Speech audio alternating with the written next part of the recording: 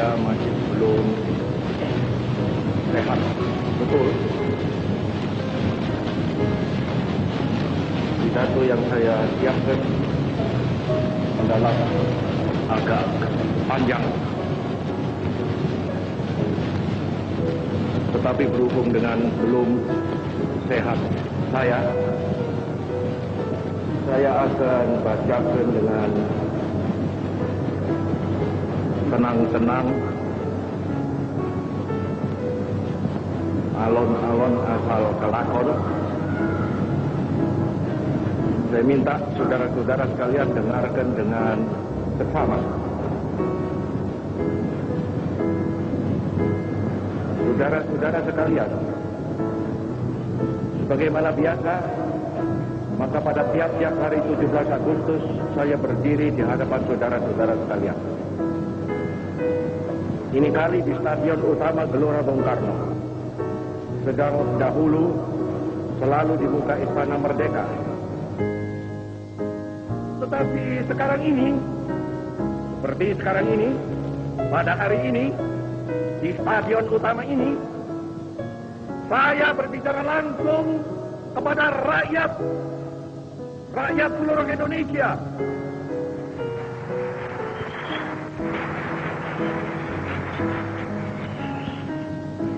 Bahkan juga langsung kepada seluruh dunia, dari timur sampai ke barat, dari utara sampai ke selatan.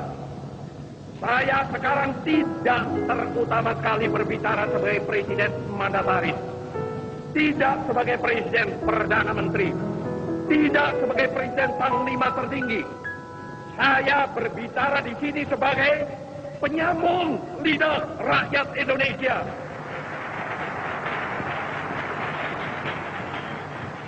Saya berbicara di sini sebagai presiden pemimpin besar revolusi Indonesia.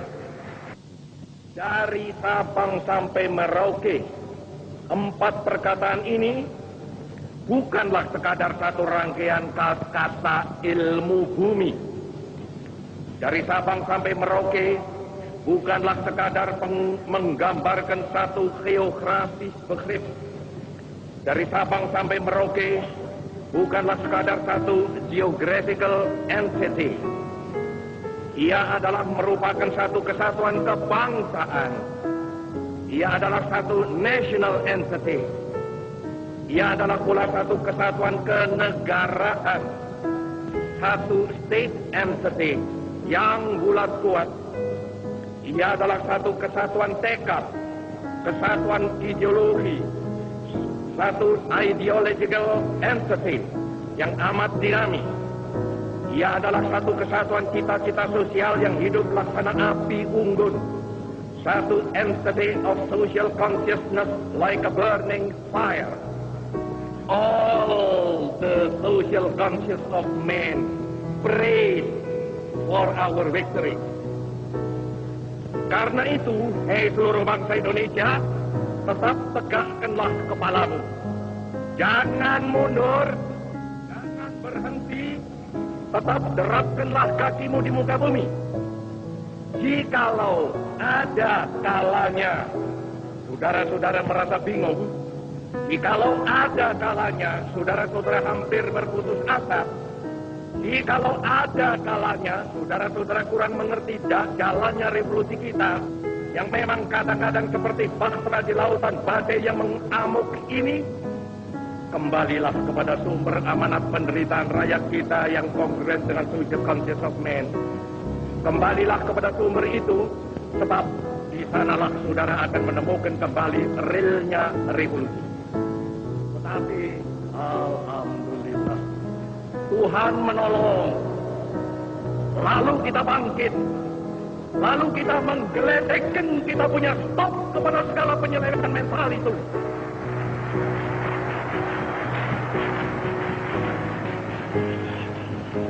Lalu kita suruh buang jauh-jauh segala alat pikiran liberalisme. Lalu kita dengungkan semboyan baru, yaitu demokrasi terpimpin. Lalu kita kocok habis-habisan multi-party system.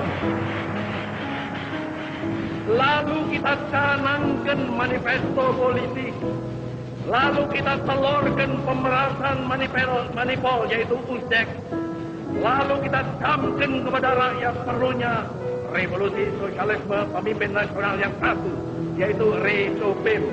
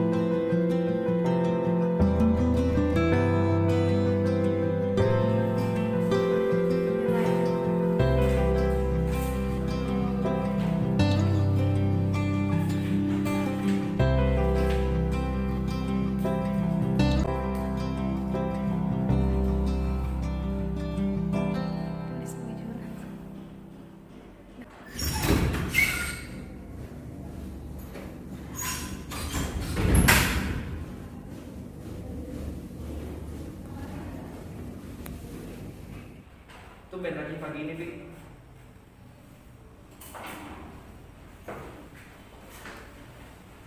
Ngerjain apa?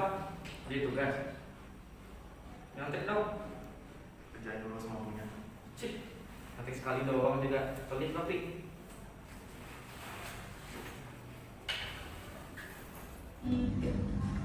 Lu ngeselin banget sih, Ki. Santai dong, Bi. Apaan sih lo?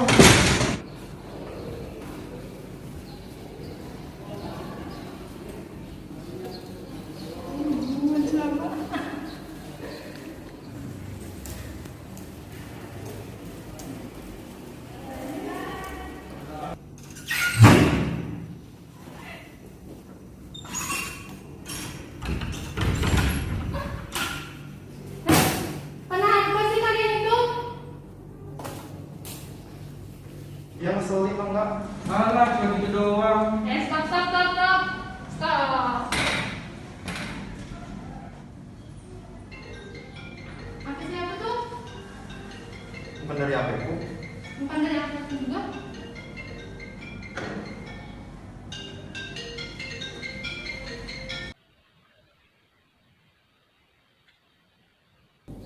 Assalamualaikum, ada apa sih? Waalaikumsalam Is. Jadi gini, kan hari ini aku ada acara nih. Aku nitip absen ya sama kamu. Tolong ditandatangani ya. Ya deh, nanti aku absenkan. Oke deh, terima kasih ya Is. Iya, sama-sama. Aku cuma nyontek doang. Nyontek doang juga. Ya sudah, jangan dilanjutin lagi. Nanti kalau dosen datang kau rasa kalian. Iya. Baik, kita ke masing-masing.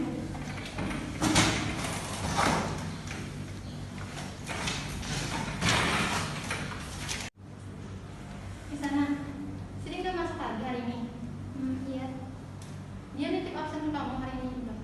Iya, sebenarnya sih mau nolak tapi nggak enak.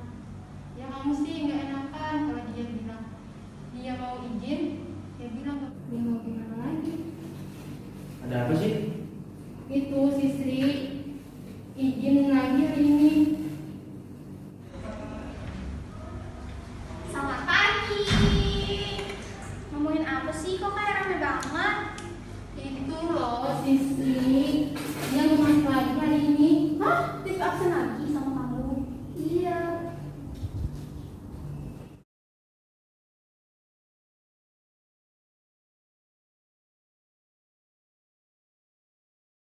Hah, siapa tuh?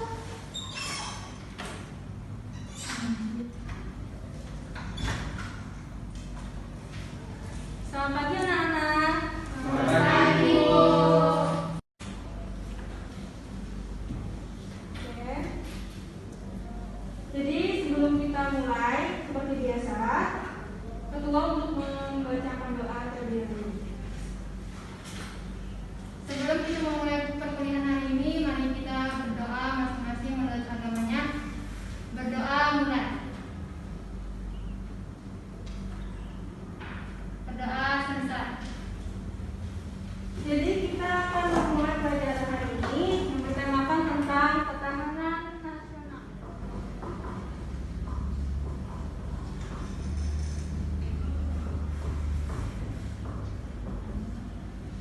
Nasional adalah seperti yang kita sepakati sebelumnya, kan ada kita sudah mengerjakan kemarin tentang peran nasional. Jadi masing-masing mahasiswa kan saya berikan tugas dengan katalog ya, dan mempertahankan seperti kita Indonesia. Mungkin mulai dari sini. Ini Bu, saya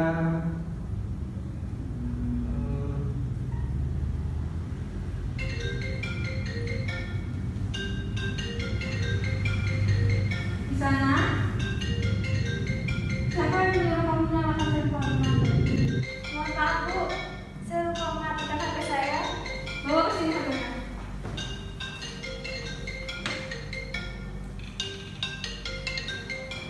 Gina bukannya teman kita satu kelas dia? Iya, Bu.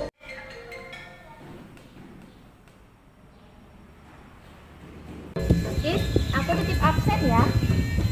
Besok tunggu saya di kantor. Tapi Bu, saya Menjelaskan nanti saja. baik Bu, mohon maaf Bu.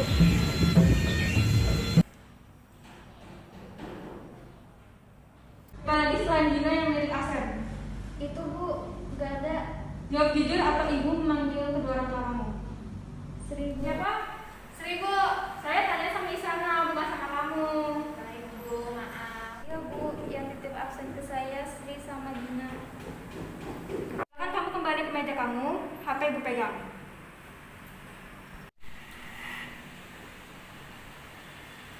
Ini merupakan salah satu contoh dari penyimpangan ketahanan nasional. Ada yang tahu alasannya kenapa? Saya Bu, Silakan mulai. karena dengan menitip absen dapat merusak generasi muda. Terus dapat menjadi ancaman negara di Indonesia, Bu. Dan selain itu dapat merugikan diri sendiri sebagai mahasiswa dan mahasiswa yang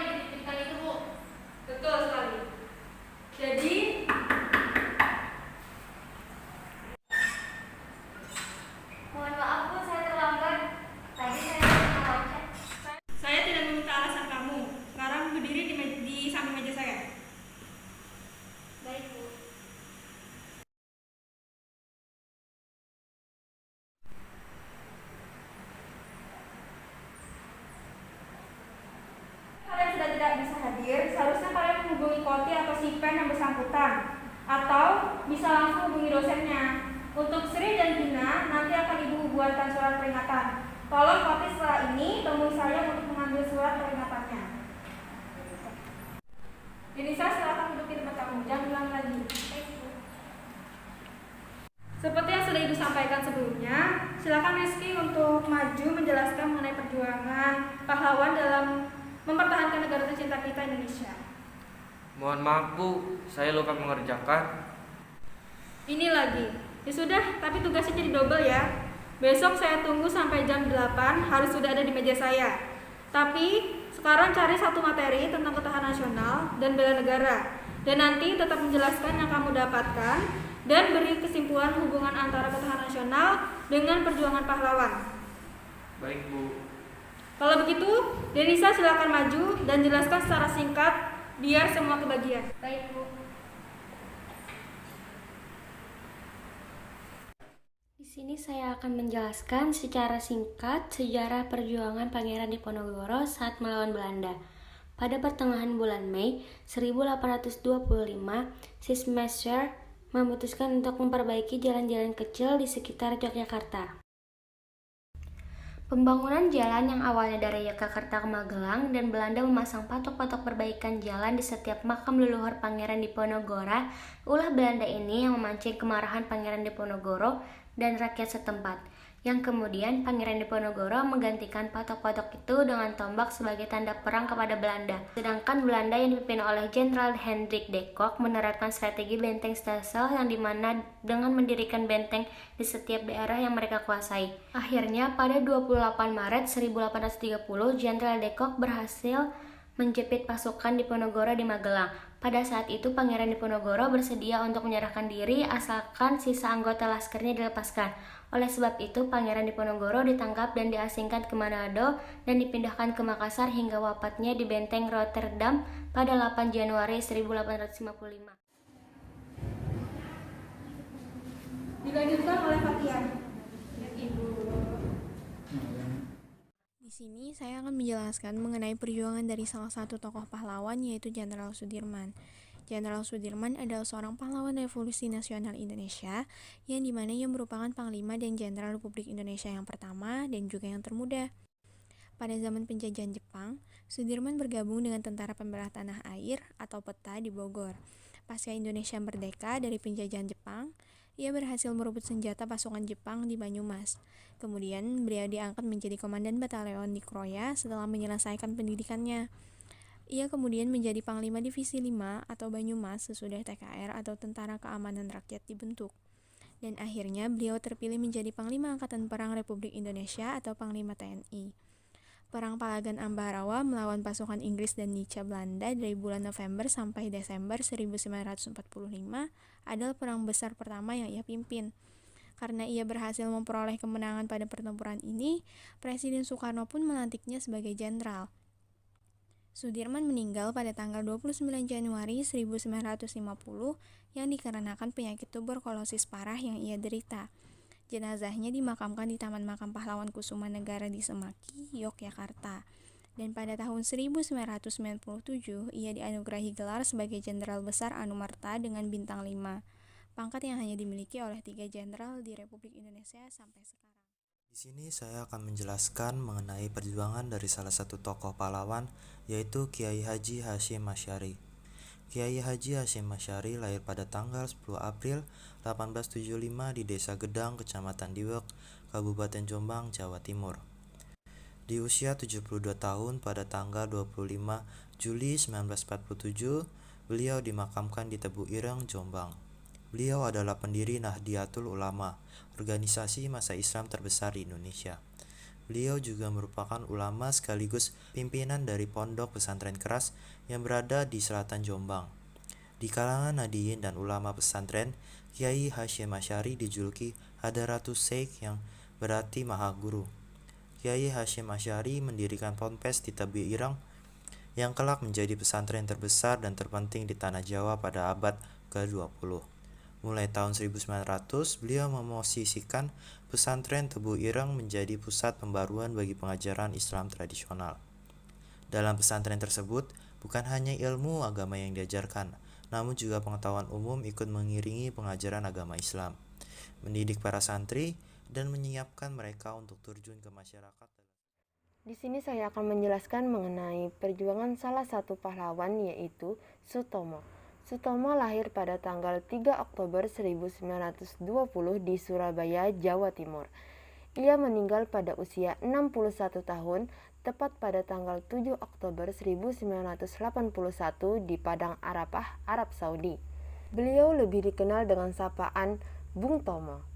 Bung Tomo pada waktu mudanya berkecimpung dalam kewartawanan. Pada tahun 1944, ia terpilih menjadi anggota Gerakan Rakyat Indonesia Baru dan pengurus pemuda Republik Indonesia di Surabaya yang disponsori oleh Jepang. Bisa dibilang, inilah titik awal keterlibatannya dalam pertempuran 10 November. Terlebih juga, semenjak 12 Oktober 1945, Bung Tomo memimpin barisan pemberontak rakyat Indonesia di Surabaya. Semenjak tahun 1956, Bung Tomo menjadi anggota konstitusi mewakili Partai Rakyat Indonesia. Di Orde Baru tahun 1970-an, ia mulai mengkritik program Soeharto, salah satunya yaitu proyek pembangunan Taman Mini Indonesia. Akibatnya, ia ditangkap dan dipenjarakan selama 1 tahun pada tanggal 11 April 1978 atas tuduhan melakukan aksi Ini saya akan menjelaskan mengenai perjuangan dari salah satu tokoh pahlawan, yaitu Sultan Syaril. Sultan Syaril lahir pada tanggal 1909 di Padang Panjang, Sumatera Barat. Beliau meninggal pada umur 57 tahun tepat pada tanggal 9 April 1966 di Zurich, Swiss. Ia meninggal dalam pengasihan sebagai tawanan politik dan dimakamkan di TMP Kalibat, Jakarta. Beliau adalah seorang intelektual, perintis, dan revolusioner kemerdekaan Indonesia. Setelah Indonesia merdeka, ia menjadi politikus dan Perdana Menteri pertama Indonesia. Ia menjabat sebagai Perdana Menteri Indonesia dari tanggal 14 November 1945 hingga 20 Juni 1947. Syahrir mendirikan Partai Sosialis Indonesia pada tahun 1948. Dalam sejarah Indonesia, Sultan Syahrir adalah eksponen utama garis ideologis yang dapat disebut perpaduan antara tradisi sosial demokrat dan liberalisme. Sebagai sosial demokrat, ia merupakan tokoh gerakan buruh yang andal pada tahun 1930-an dan menaruh perhatian amat besar terhadap masalah pendidikan rakyat. Terakhir, sekarang Rizky silahkan. Sudah ketemu kan? Iya, sudah Bu.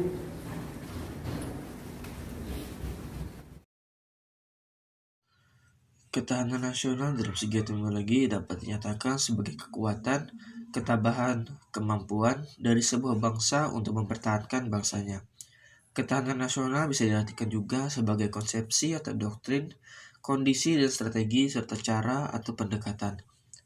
Bela negara adalah kegiatan untuk membela hak negara dan menangkal setiap bentuk yang sekiranya datang mengancam kedaulatan negara. Bela negara terbagi menjadi 2, yaitu fisik dan non-fisik atau militer dan militer.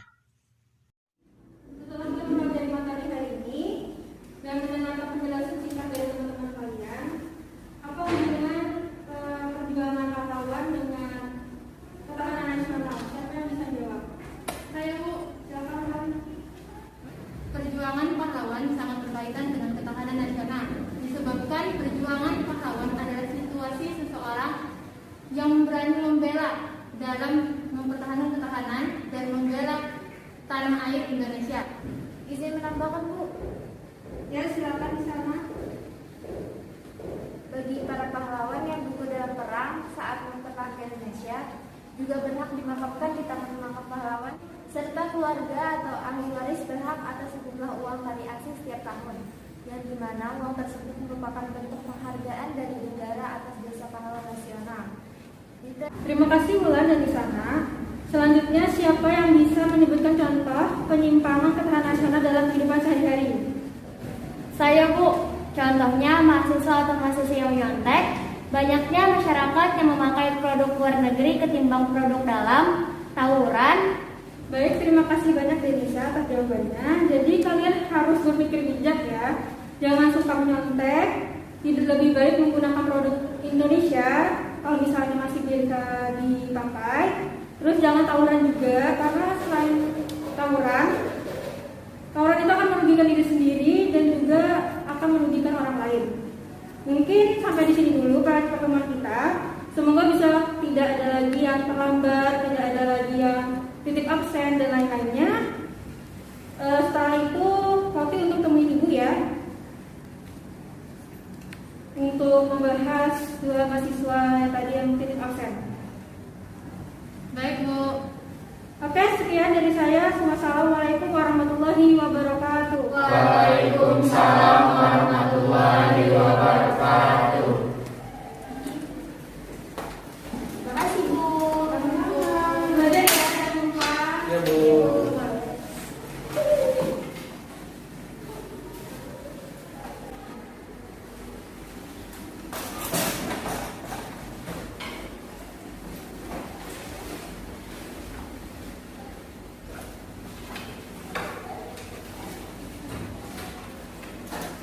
Duduknya.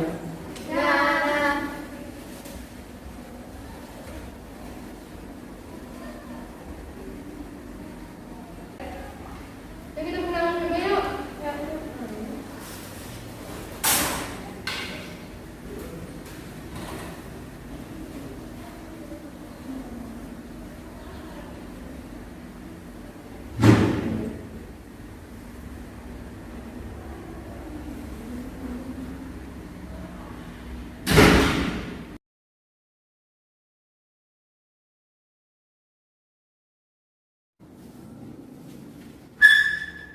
Assalamualaikum Bu. Waalaikumsalam, salam masuk.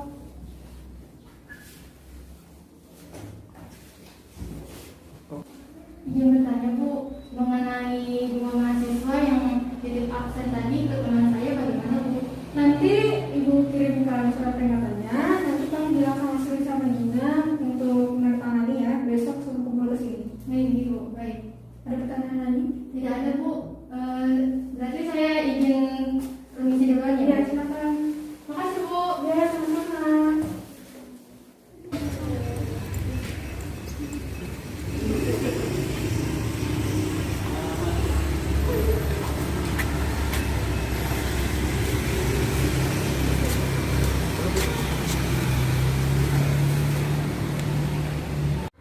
Aku minta maaf ya Pi, tadi udah nyontek sama kamu. Ya, aku juga minta maaf tadi udah mukul kamu. Nah gitu dong baikan. Untung juga kan gak tahu kalau kalian berantem. Emang ada apa sih? Gak apa-apa, masalah kecil lah. Ayo duduk.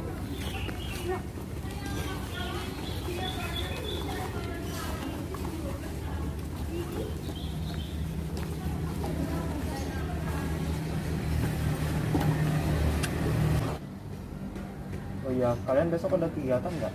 Nggak ada sih. Gimana kalau besok kita ngadain baksos gitu, bagi-bagi jajanan? Ide bagus tuh. Bagaimana yang lain? Aku setuju, kan ajak dosen nggak? Gak usah, gak apa-apa. Iya, nggak usah, nggak apa-apa. Ya udah, kita kumpulin iurannya aja dulu yuk. Oke.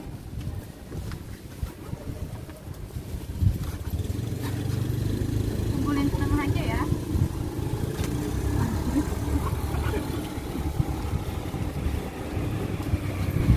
Udah nih tinggal beli aja. Iya. Yang beli siapa? Kamu Ki. Loh, kok aku? Ya udah kan cewek aja yang beli. Rencananya kita mau beli apa? Kalau gimana isinya roti sama aqua sama permen. Oh boleh. Kalau aku setuju aja. Oke, nanti aku sama Rizky beli bungkusnya, kalian berempat beli makanannya. Oke. Berarti kita besok kumpul ya. Oke deh. Oke.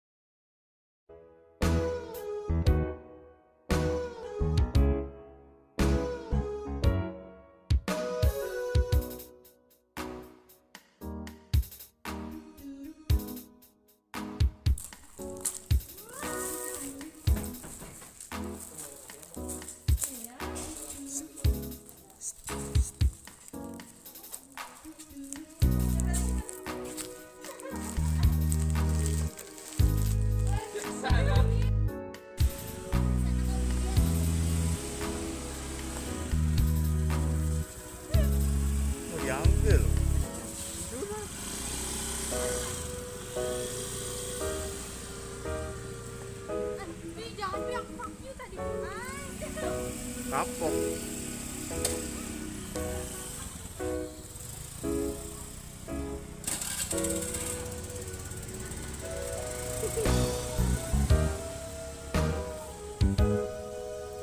benar, ini.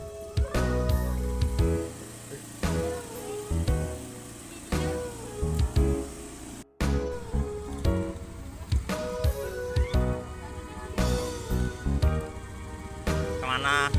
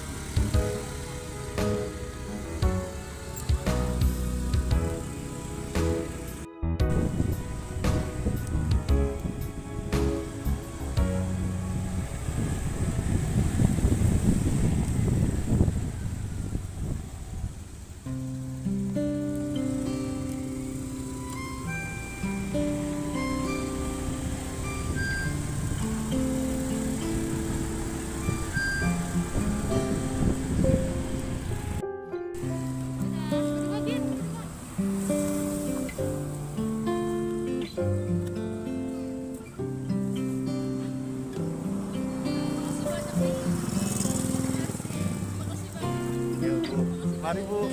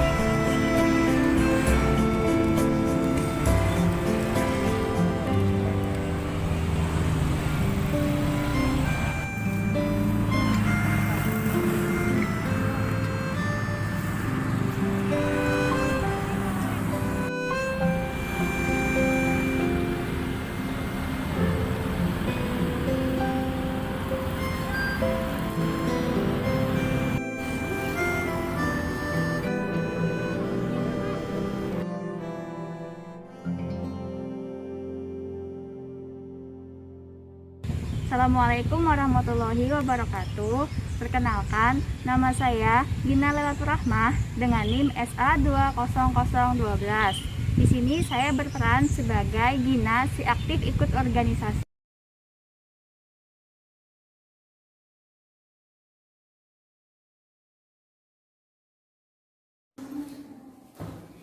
Perkenalkan, saya Zara Fakri Effendi, NIM SA20039, berperan sebagai dosen dan teman ulang.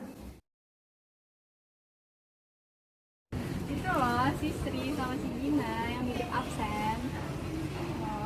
Hai, perkenalkan nama saya Fatia, NIM SA20009, berperan sebagai si tukang rumpi. Jadi, Perkenalkan, nama saya Muhammad Raffi Ramadan dengan NIM SA20037, berperan sebagai Raffi Siraji.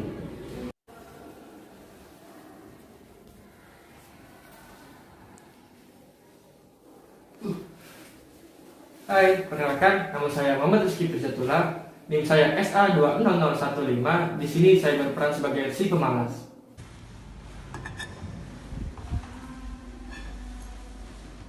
Perkenalkan, nama saya Isana Subah, NIM 20035, berperan sebagai Isana si pengasihan.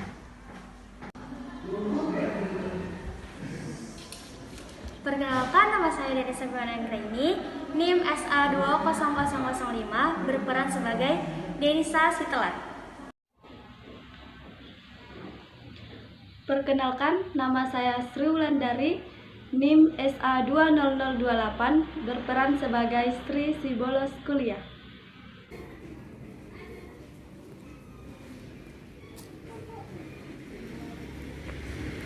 Halo guys, perkenalkan nama saya Ulan dengan NIM SA20030, berperan sebagai koti kelas. Sampai jumpa.